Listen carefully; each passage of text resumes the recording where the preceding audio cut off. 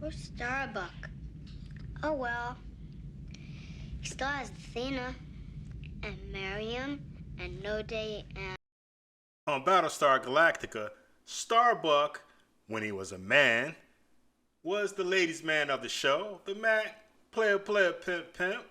But there was one episode where he slipped and fell into Simping.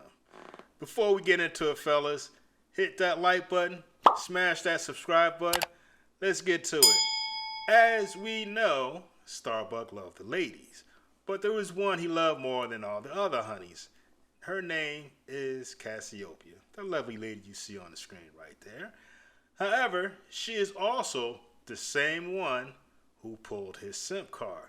In the episode The Living Legend, we see where our man Starbuck gets left hanging by the lovely lady Cassiopeia when Kane is back on the scene. We also are going to see female hypergamy in its fullest effect. May I suggest the legendary Commander Kane? Before Starbuck, she was with the legendary Commander Kane, the living legend, a higher status man than Starbuck. He was thought to be dead in a prior war, but he wasn't. And in this episode, when Cassiopeia finds out that Kane is still alive, she leaves Starbuck and runs to his side. We're going to check out a couple clips where Starbuck went from pimp and slipped to simp. In this scene, Starbuck breaks the news to Cassiopeia that her former lover is still alive. So check out how she reacts.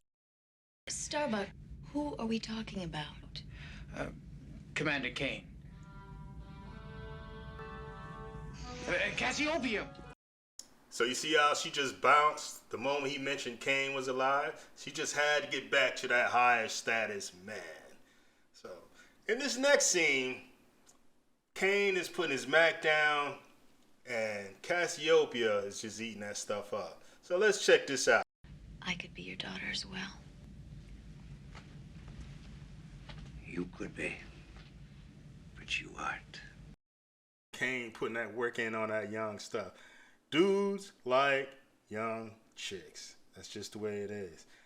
Cassie's just eating that stuff up. But we're going to see in the next scene how Cassiopeia just straight dissed Starbuck. Sit. Relax, everybody, relax. We're off Prime.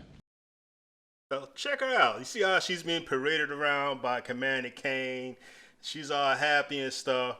And what really got me about this episode is both men were waiting for her to make a decision, which they gave her all the power, which is the ultimate no-no because you're supposed to deal with women from a position of power. So you don't give her that type of pull. She can't make her mind up, then let her go.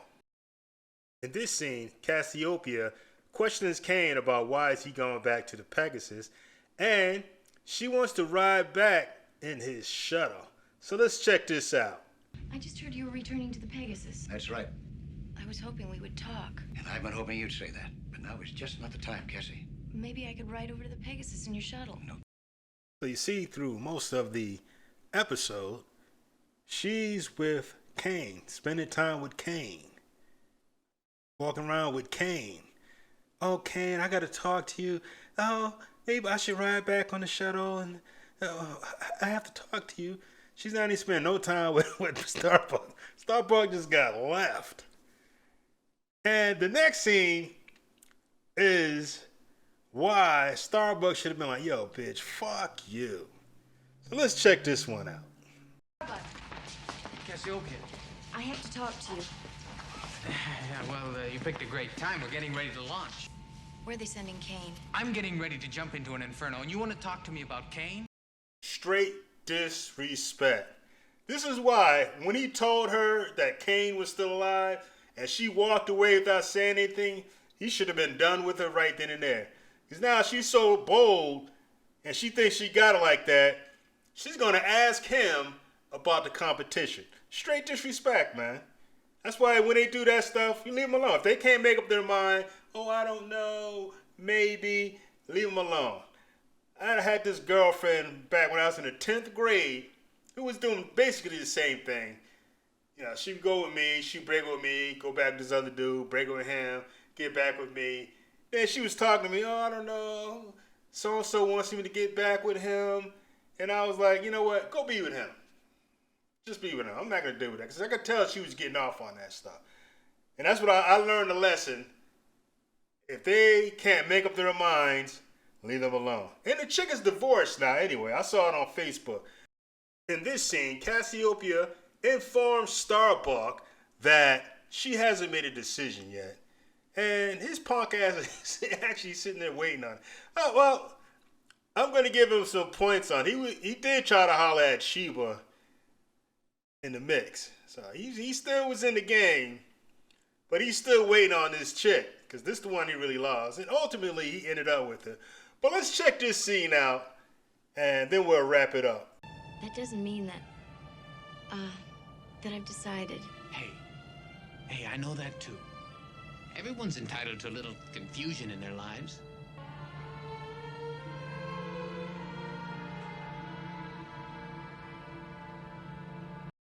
And there you have it. He conceded power to the woman. He should have been done with her when she left him to go see the competition. The moment she showed signs of being indecisive, he should have been like, it's okay, baby.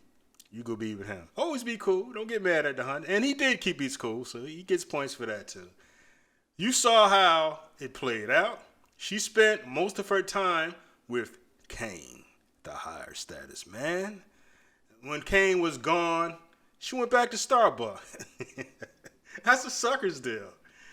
If she leaves, brothers, never take her back.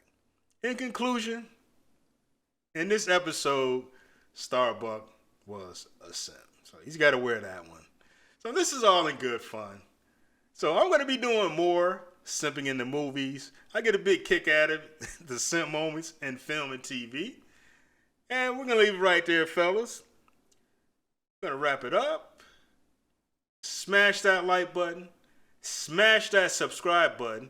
And I will see you fellas in the next video. Peace.